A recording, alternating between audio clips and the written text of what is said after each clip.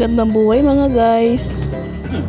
Magluluto po tayo ngayon ng ginataang yellow pin and ala inasal chicken.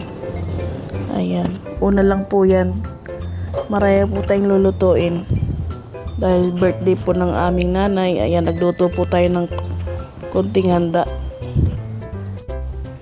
Yan po ang chicken natin guys. Minarinate ko po yan ng isang araw at isang gabi. Kaya yung pong lasa niyan talagang tago sa loob ng laman. Kaya masarap. At yung yellow pin naman po natin ay ating gagataan. Lalagyan po natin ng dahon ng pechay. Bago po ang lahat guys, huwag po natin kalilimutan mag-like and share at mag-subscribe po sa aking YouTube channel para update po kayo parati sa aking mga video kung ina-upload. Thank you so much guys.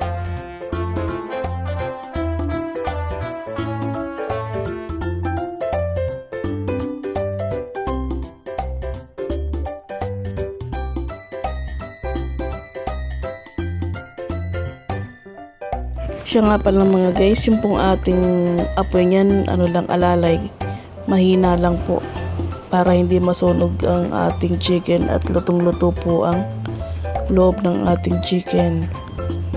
Ayan, ilagyan na po natin ng ricado ang ating ginataang yellow pin.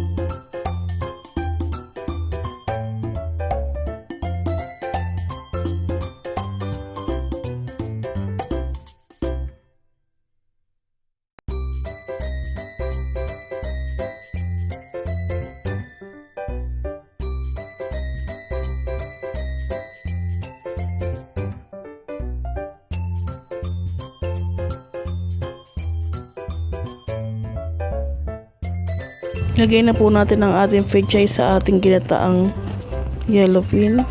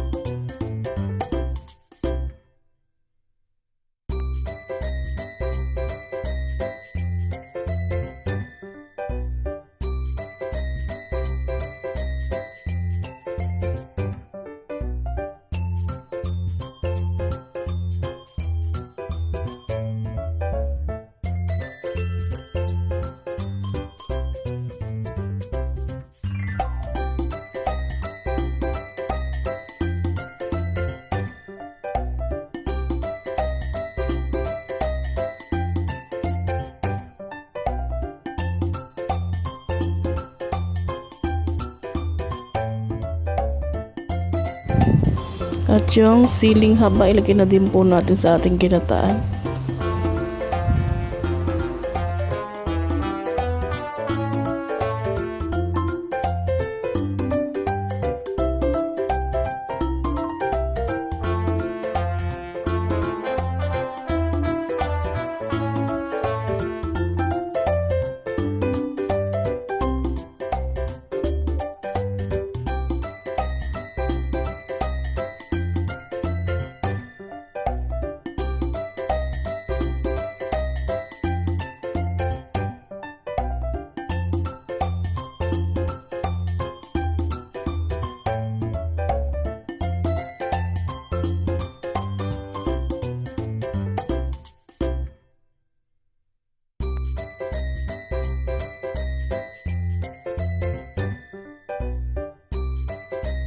Yung chicken po natin ating baliktarin palagi para hindi po siya nasusunog at para po yung ating ilalim ng chicken ay lutong-luto.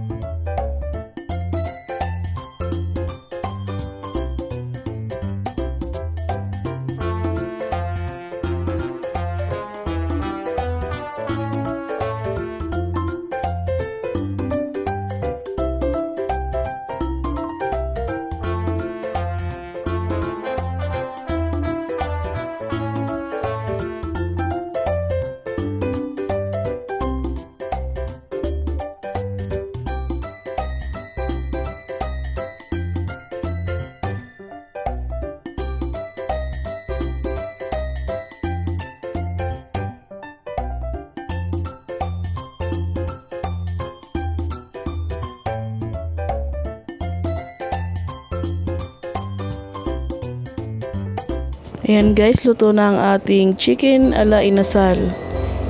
Ilagay na po natin sa ating lagayan muna guys.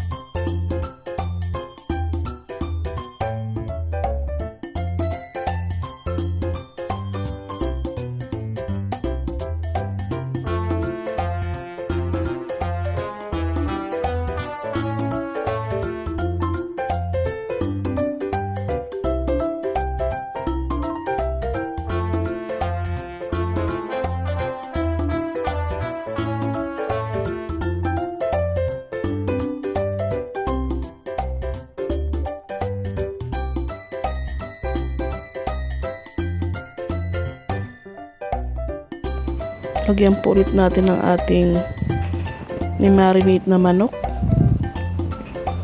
Marami po yan guys. 16 pieces yata na legs yan. Tanggalin po natin muna yung mga natirang balat ng chicken para hindi siya masunog.